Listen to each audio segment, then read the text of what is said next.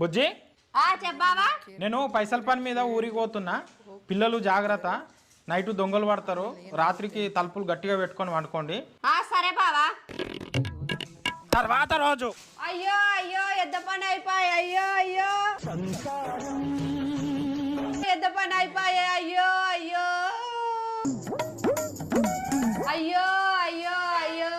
ఏమైంది బుజ్జి? ఏమైంది? ఎందుకు ఏడుస్తున్నావు? ఏమైంది బావా? ఈరోజు నేను అన్నం తినిగా నేను ఉండిగా నేను చచ్చిపోతేగా.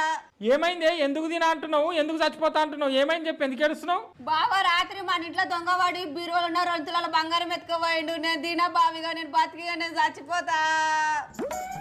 ఏమైంది బుజ్జక్క? ఎందుకు ఏడుస్తున్నావు? నేను కష్టపడి రూపాయి వెనకేసుకొని 2 తులాల బంగారం కొనుక్కున్నా. రాత్రి మా ఇంట్లో దొంగవాడి ఆ 2 తులాల బంగారం ఎత్తుకోపోయిండు.